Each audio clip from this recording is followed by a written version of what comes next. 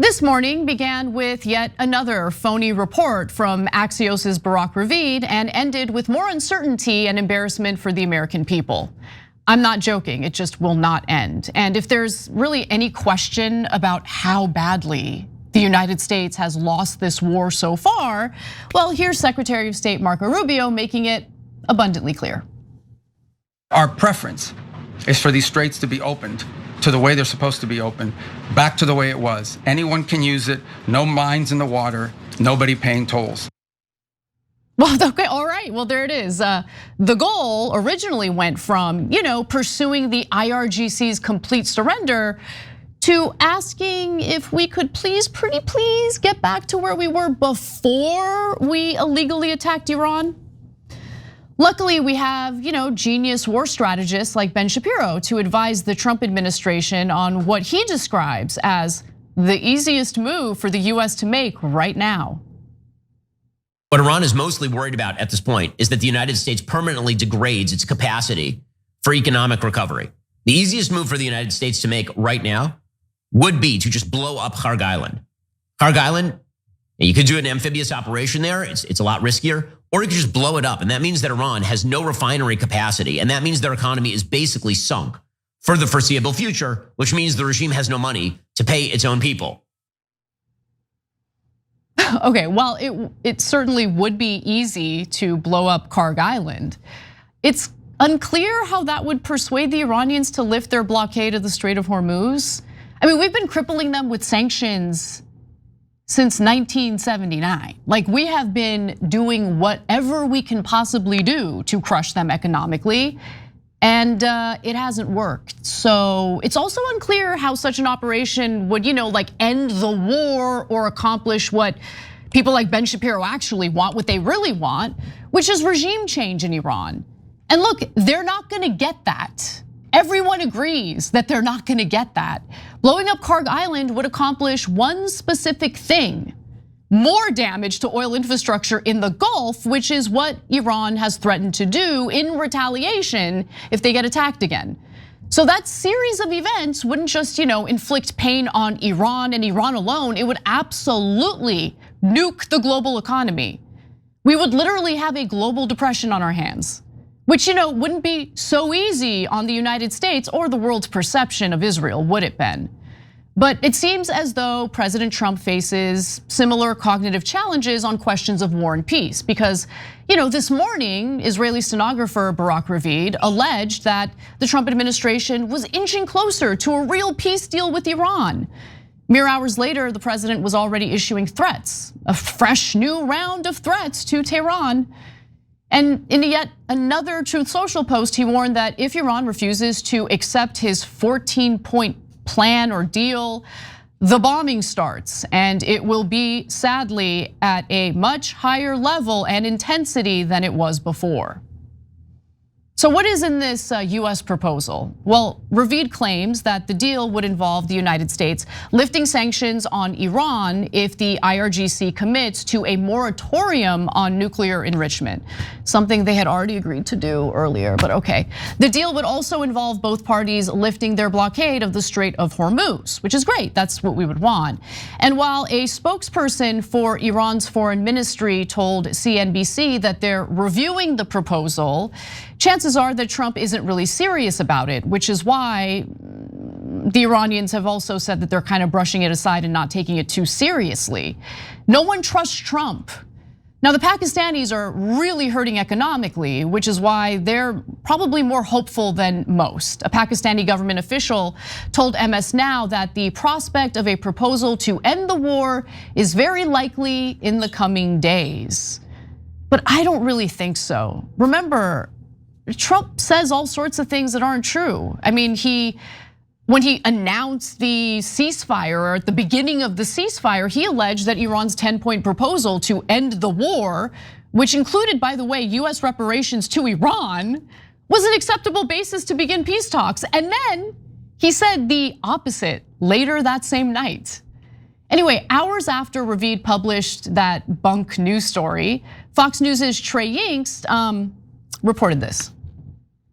Central Command says an Iranian-flagged vessel attempted to breach the U.S. naval blockade earlier today. CENTCOM says the vessel was warned multiple times before U.S. forces fired on it. The shots came from the 20-millimeter Gatling gun of an F/A-18 Super Hornet that took off from the USS Abraham Lincoln aircraft carrier. This does come as the region is waiting to see if an agreement will be reached between the United States and Iran.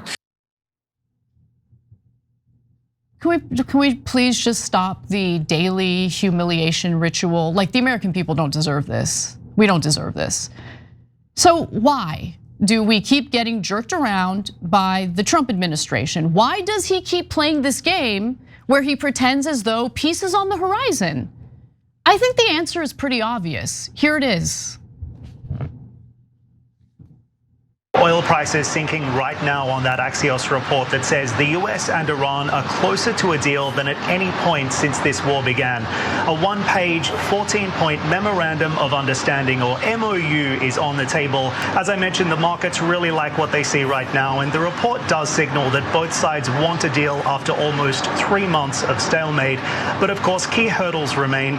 Iran's leadership is deeply divided, and narrowing the gap on critical issues for the Gulf states here, like who controls Hormuz long term and the fate of Iran's proxies, its missiles and its drones, are all going to be key sticking points.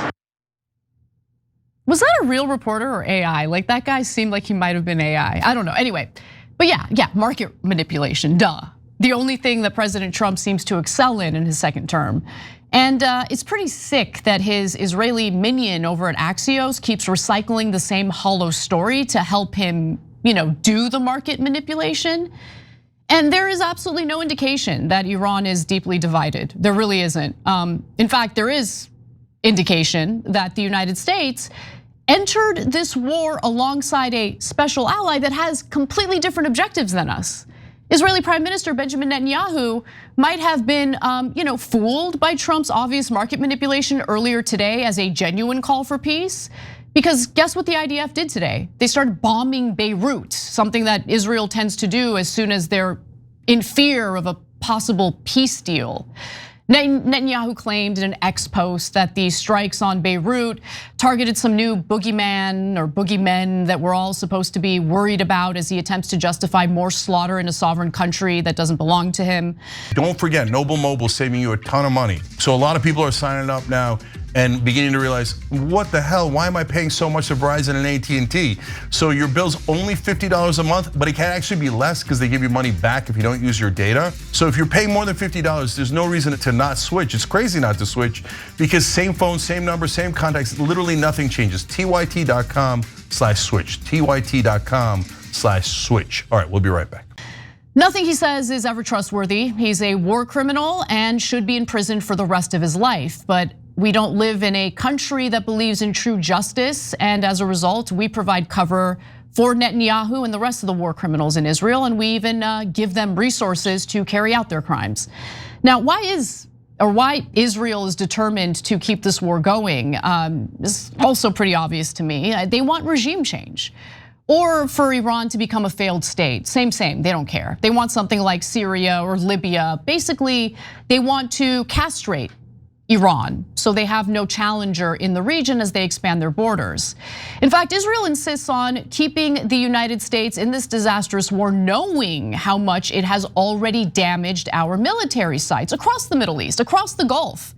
In fact, the Washington Post has a new exclusive that dives into just how extensive that damage is based on satellite imagery. Iranian airstrikes have damaged or at least destroyed at least 228 structures or pieces of equipment at US military sites across the Middle East since the war began, hitting hangars, barracks, fuel depots, aircraft, and key radar, communications, and air defense equipment. In fact, Iran was very strategic in their strikes early on in the war, going after our radar systems and essentially crippling what we had left of our depleted missile defense systems. And while CNN reported just last week that 16 US installations had been damaged, the Washington Post has learned that the situation on the ground is actually a lot worse.